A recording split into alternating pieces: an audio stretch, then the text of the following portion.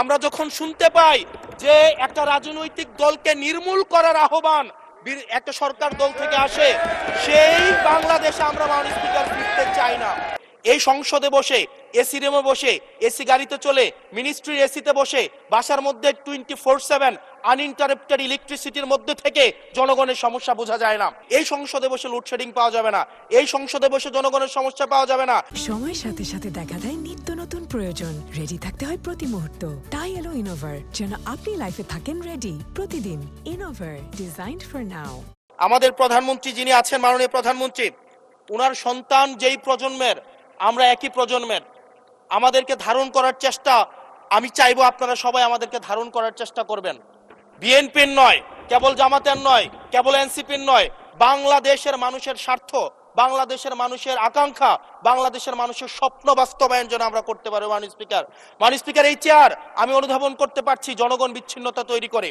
এই সংসদে বসে, এসি রুমে বসে, এসি গাড়িতে চলে, মিনিস্ট্রির এসিতে বসে, বাসার মধ্যে 24/7 আনইন্টারাপ্টেড ইলেকট্রিসিটির মধ্যে থেকে জনগণের সমস্যা বোঝা যায় না।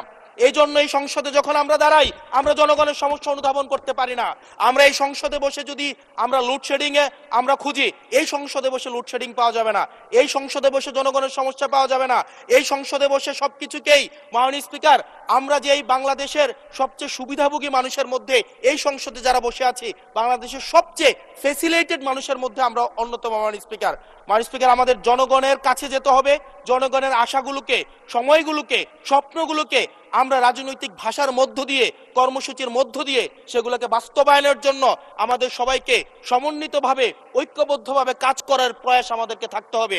আবার যদি আমরা বিভাজনের রাজনীতিতে যাই, তাহলে সেখান থেকে বিএনপি বেনিফিটেড হবে না, এনসিপি বেনিফিটেড হবে না, জামাত ইসলামী বেনিফিটেড হবে না, সেইখান থেকে বেনিফিটেড হবে আমরা জুলাইতে যাদেরকে আমরা পরাজিত করেছি, তারা বেনিফিটেড হবে। মাননীয় স্পিকার, ধন্যবাদ। ওকে, লাস্ট মিনিট। সেজন্য আজকে এই সংসদে আমাদের একটা ন্যাশনাল এগ্রিমেন্টের দিকে যেতে হবে।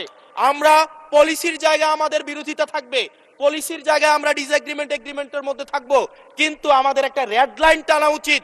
এই লাইনটা আমরা ক্রস করব না। আমরা যখন শুনতে পাই যে একটা রাজনৈতিক দলকে নির্মূল করার আহ্বান একটা সরকার দল থেকে আসে, সেই বাংলাদেশে আমরা মাননীয় স্পিকার ফিরতে চাই না।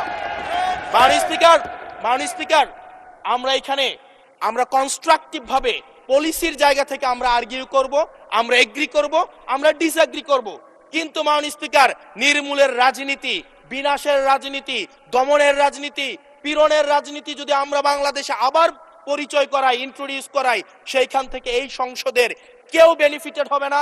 বেনিফিটেড হবে আমাদের সবচেয়ে বেশি যারা আমাদের এই বাংলাদেশটাকে ঝুঁকির দিকে ঠেলে দিয়েছে, সেই অপশক্তি হচ্ছে মাননীয় স্পিকার বেনিফিটেড হবে।